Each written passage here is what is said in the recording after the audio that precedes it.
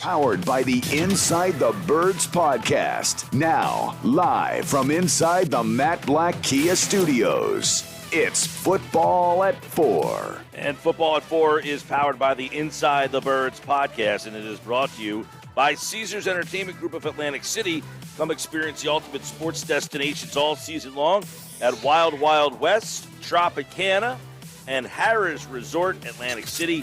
Book your game day experience today at Caesars.com. I am at the Tropicana, Chickies and Pete's, right across from the Caesars Sportsbook, which is right across from Chickies and Pete's. You can stop on out and see the show live. You can come on out, watch Thursday Night Football tonight. A lot of baseball as the baseball playoffs are underway. NBA getting started very shortly. The Flyers, by the way, they open the season, I think, next Friday night.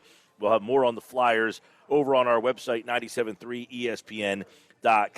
Andrew DiCecco is here, and we'll get a couple of Eagles notes in and some thoughts from him on the Eagles and the Carolina Panthers as we bring in Andrew DiCecco from InsideTheBirds.com right now on the Sports Bash. Andrew, welcome back, man. How are you?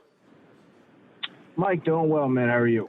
All is well, and we got a lot going on in Eagle land, so let's get a couple of thoughts from you. And obviously, the other day, there was a lot that happened in the NFL with some guys released, so I'd like to get your take.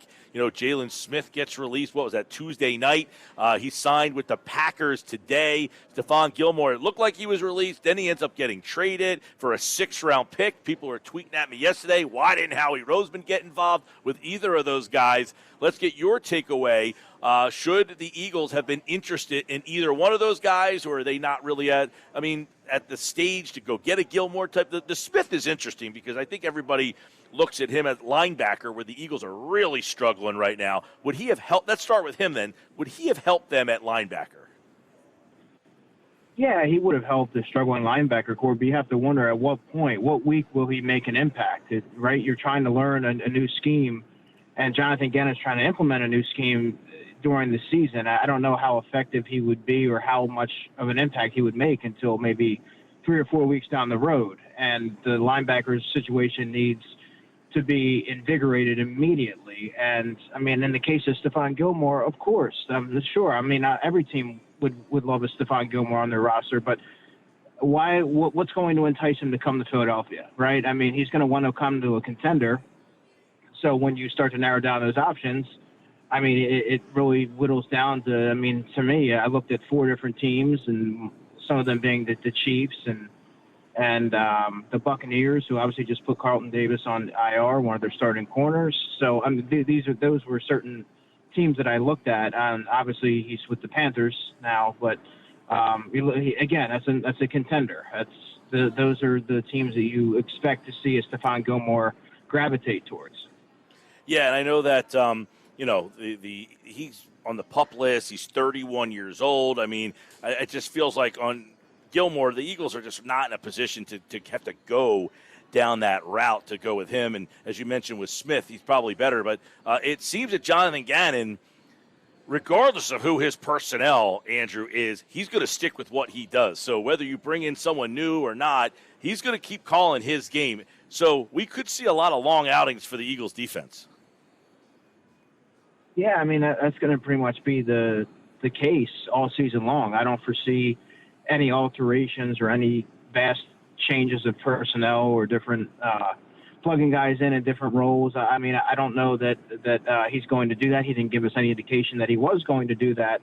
So I think what you're going to see is a lot more of the same, and they're going to continue to alleviate the big play and prevent that. And, in doing that, you sacrifice the ground game, defending the run, and they're going to continue to get gouged in that regard of the game because they simply don't have the personnel equipped to sort of solidify that area. And that's going to be a problem all season long. I don't know who you're going to find on a practice squad or anywhere around that's going to be able to provide instant relief and impact that unit the way that they need, the way that needs to be retooled. That's going to be an off-season project, and yes. It's going to be something that's going to take a while to sort of fix.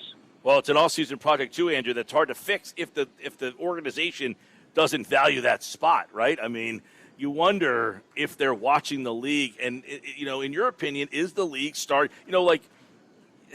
is the league kind of going back to valuing linebackers? There was a time where linebackers were not really valued by the entire league, but it seemed like someone got the memo that you're going to start needing these guys, and the Eagles missed that memo.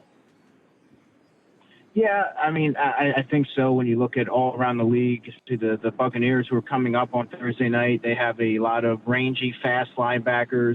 Darius Leonard, who Jonathan Gannon obviously saw up close and personal, the impact that he can have on a game and just defend the run and move laterally and drop into coverage. Shaq Thompson's another player that we're all going to see on Sunday.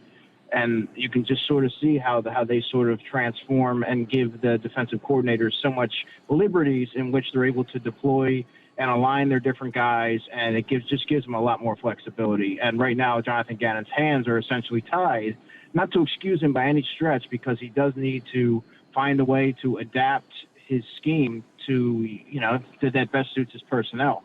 Otherwise, you're going to continue to get gouged, and he needs to figure that out, and he's going to have to figure it out in a hurry. But I do think that they're going to have to reevaluate their stance on the linebacker position in the offseason. And if I'm Jonathan Gannon, I'm talking to Howie Roseman and Jeffrey Lurie and say, look, this is what I need in order to effectively run my scheme.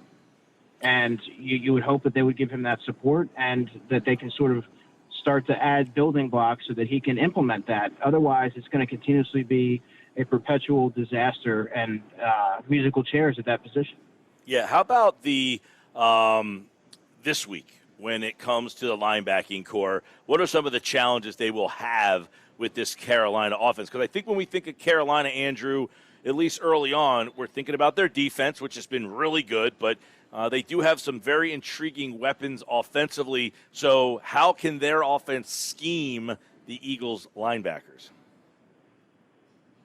Oh, I mean, they'll be able to get their running backs, whether it's Chuba Hubbard is a good pass-catching running back. He had a decent week last week. They'll be able to get him out there. They'll be able to get their tight ends isolated on these guys.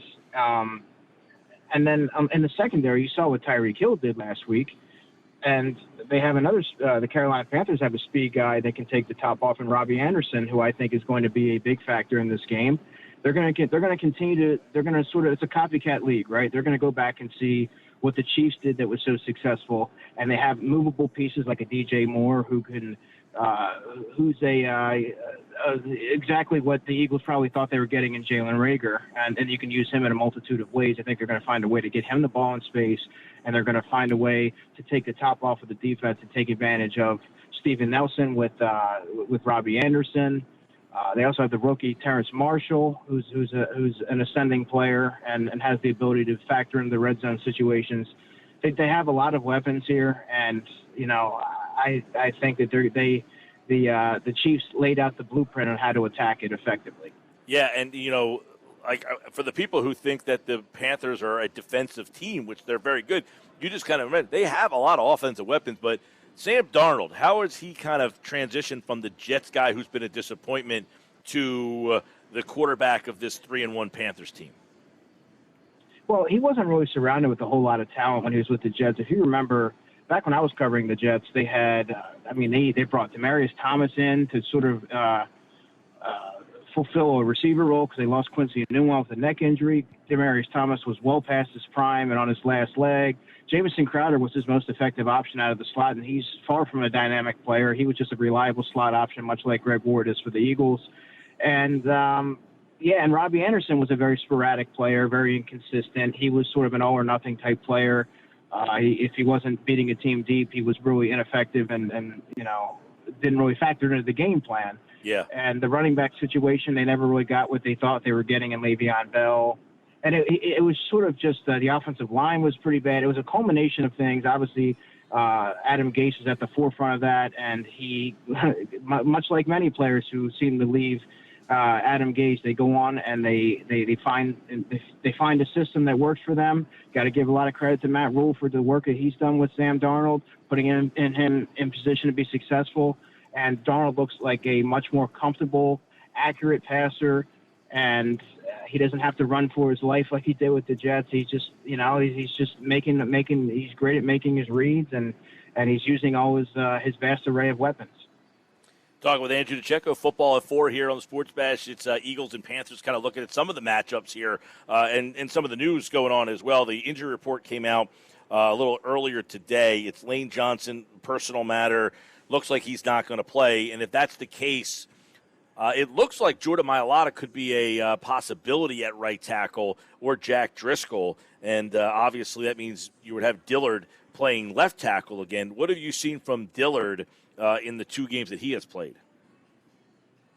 Yeah, Dillard looks like a player who's sort of learning from a lot of his mistakes, who seems like someone that's worked with Jeff Stoutland to attack his deficiencies and really hone in on his, on what he needed to do to become a better pro. And the reason why that's so evident is you're seeing a vastly different player than from what we've seen. I mean, starting back to the Jets preseason game where I thought he held his own. And granted, that's the preseason you want, but in the regular season action, for what we've had to go off of, it's been fairly impressive from Andre Dillard, and he seems to be someone that's improving with reps, like you'd like to see with a lot of players, and you're not seeing a lot of those same mistakes sort of plague him. However, we have to see what he can do in the running game because they've dropped back and passed. Jalen Hurts passed the ball 48 times last week. Andre Dillard's much better in pass protection than he is against the run. Obviously, the Eagles have sort of neglected the running game in recent weeks, so we have to see how he's able to hold his own at the point of attack in that phase of the game. But, I mean, as of right now, you have to be encouraged with what you've seen from him. Yeah, and I know that we've talked about running the ball. They haven't done it a whole heck of a lot this week, and obviously with the offensive line issues that they have had, I want to get your thought, though, on the Eagles' ability to run the ball. Are they not running it because they're not a good running team? Is that one of the reasons why Nick Sirianni doesn't want to run the ball? Does he not think they're a good running the ball football team? Well, it's kind of hard to say that you're not a good running team when you don't really give it a chance. I think you owe it to your offense, you owe it to your team to really get everyone settled in and run the football and keep the defense honest. It sets up so many different things, and you're able to open up your playbook. I think you need to at least give it a larger sample size before you completely entirely write it off. And Miles Sanders needs to be able to hit the hole with authority and not do a whole lot of dancing around when he does get his opportunities. And obviously they might shy away from that a little bit with a lot of the backup linemen there, but that's no excuse. I mean, you heard what the head coach for the Chargers said, I believe it was yesterday or the day before, about how running the football just inflicts a physical element that defenses have to account for. You have to tackle. You have to, be able to shed blocks, and you have to be able to impose your will and at least attempt it. Otherwise, you really become one-dimensional and very easy to defend. Yeah, I mean, Brandon Staley became, I think, everybody's favorite coach the other day. He essentially said, look, you have to run the ball. Now, he's a defensive-minded coach, so it's interesting hearing that from him. But his reasoning was really great, and you're seeing, like, offensive linemen, retweeting them and fans all over the place. This is my new favorite coach, and you just wonder how much that would help Jalen Hurts out by just having an added element. That being said, they've been very one-dimensional offensively, but they've scored 30 points or more twice this season already, Andrew. They didn't do that at all last year. Are you seeing positive growth in Nick Sirianni's offense, even without them having a very good running game, almost a non-existent running game? Yeah, at times you have to look at it under a microscope, but yeah, there are some positives to glean from the game against the Atlanta Falcons and, most recently the game against the Chiefs. And that's what you really want to see from a young head coach and a young quarterback. Granted, Jalen Hurts was made his 8th NFL start, and I think sometimes that gets lost in the shuffle when you're really evaluating him. It's essentially a rookie quarterback halfway through a season, and you're seeing promising growth from both the quarterback and the head coach. Now, the challenge becomes, can you continue to stack those performances week after week? Because now we've only had, week 1 and week 4, they were decent showings, but what happened to weeks 2 and 3? So it's a volatile situation there, and you want to see, can they continue to build off of what worked and what was so successful on Sunday factor in, you got to be more disciplined because you took points off the board. So if you clean up that area, well, then all of a sudden you have a functioning offense, and now the defense needs to play complementary football. So I think that there are positives to take away from that, and they need to be able to build on that moving forward. All right, Andrew, against Atlanta, 6 points. Against San Francisco, 17 points. Played well. Against Dallas and the Chiefs, obviously, they gave up, over 40 both times, 83 combined. So you're playing an Atlanta team that's terrible, a San Francisco team that's pretty good, not great, but good, and a Dallas team and a Chiefs team. So the level of competition went up. You did not do very well. When the level of competition was here, your defense played well. Are you somewhere in between? Are you closer to the Atlanta-San Francisco defense, or are you more the team that gave up 83 and 2? How do you kind of see, or how do you evaluate where their defense is based on that 4-game sample size? The two opponents that they gave up 83 on, the other two opponents they only gave up 23 on. Yeah, the defense is closer to what you saw on Sunday. And I know that might be tough to hear, tough to stomach for Eagles fans, but that's really the reality of the situation. I mean, against the Falcons, the Eagles got up early, but let's not forget Mike Davis was running the ball quite effectively against that defense in the early goings of that game. Once the Eagles got ahead, the Falcons became one-dimensional, so you're sort of able to pin your ears back if you're the Eagles defense and attack Matt Ryan.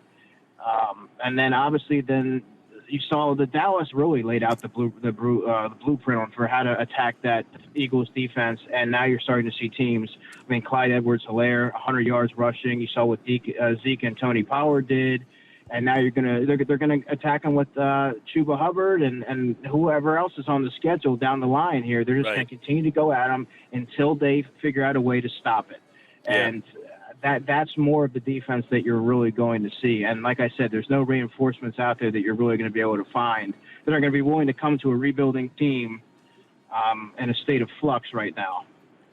Yeah, and I guess, this will be interesting. Like, do you look at a team like Carolina? I know Tampa's tough because obviously they're a little step up. But after that, you've got the Raiders, who are a good team. I don't know that they're a great team. You have teams that are more – the rest of the schedule, other than Tampa and Dallas, my opinion, maybe you differ, are filled with teams who are, at best, good, not great teams. So it's kind of like a lot of measuring sticks games the rest of the way to kind of figure out who you are and what you need to fix. I mean, I think we know some things you need to fix, but you'll get a better indicator with the schedule coming up than you did in the first 4 games. Is that fair?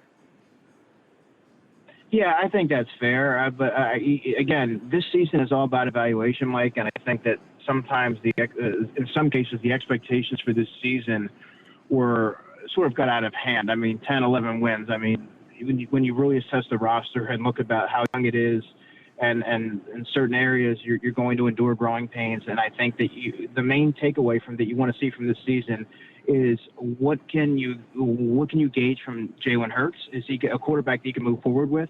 Yep. What pieces do you have on defense? What kind of building blocks are there? Where do you need to find reinforcements? Where do you need to prioritize your assets in the draft? And on offense, can your receivers can they develop throughout the season and take that next step next season? So this season's all about seeing that progress throughout the year, competing with some of these tough teams like the Chargers that are on the schedule, like the Bucs, like you mentioned, that are coming up next week. And you want to see you want to see the growth. You want to see Nick Sirianni sort of become a little bit more refined and comfortable as a play caller. And there's just certain aspects of the game that you want to see. You don't want to see regression. Because that, in my opinion, is considered a failure as a whole. But you want to see encouraging steps forward that you can grow with and build on in the next for the foreseeable future. All right, I know you got they don't have Gilmore. Obviously, they just traded for him, but he's not ready to play. Horn is out. They did get C.J. Henderson in a trade. Is this a week though where you might be able to take shots down the field? I think so. I think that the Eagles might surprise a lot of people this week in their execution on offense, and I think you're going to see a more balanced approach. I think there's going to be opportunities to take advantage of that secondary. Obviously, Jeremy Chinn's a player that I like quite a bit. I followed him extensively throughout the whole draft process and his career at Southern Illinois. he's a rangy player. He's all over the back end, and they do have some decent players up front, and Brian Burns and Derek Brown on the defensive line. So that could, cause Jalen to have to escape the pocket and flush him out and make plays on the move. But there will be plays down there. I mean, A.J. Bouye is a beatable corner. Dante Jackson is a very quick twitch, scrappy type of defender. But I think that that there'll be opportunities to get a play or two on him as well. They just have to pick their spots and not make it a deep shot, every single play like they did against Dallas. You have to pick your spots. But they'll be there. There'll be opportunities. Yeah, this is a Carolina team, obviously, that did not make the playoffs last year. They retooled a lot on defense. They went out and got Sam Darnold. So in your estimation, when you just look at the rosters, is this Carolina roster just a significantly better roster, or do you think this is a winnable road game? It's a winnable road game, and I think that – listen, when you and I were going over our division previews in the summer before training camp, I mentioned that I thought that the Carolina Panthers in the next year or two were going to be a viable playoff contender. I really like the young pieces that they have there to build on. I thought that loss of J.C. Horn was extremely detrimental to what they like to do on defense. So they have some new pieces that they're trying to implement and get them into the flow of things. But I think now you're catching them at a good time. And I think that there's going to be opportunities there. You got to continue to take the positives away from last Sunday and go back and execute that and take it to the next level this week. He's Andrew DiCecco. This is Football at 4, Eagles and Panthers, Sunday at 1, right here on 97.3 ESPN. Merrill Reese, Mike Quick, have the call. The Eagles Radio Network coverage begins at noon. And don't forget to check out InsideTheBirds.com and download the Inside the Birds podcast wherever you listen to podcasts. All right, Andrew. Good stuff as always, my man. Yeah, man. Take care. Andrew DiCecco here on Football at 4. It's brought to you by Caesars Entertainment Group of Atlantic City. Come experience the ultimate sports destinations all season long at the Wild Wild West, Tropicana, Harrah's Resort, Atlantic City. Book your game day experience today at Caesars.com. I'm Mike Hill. This is the Sports Basketball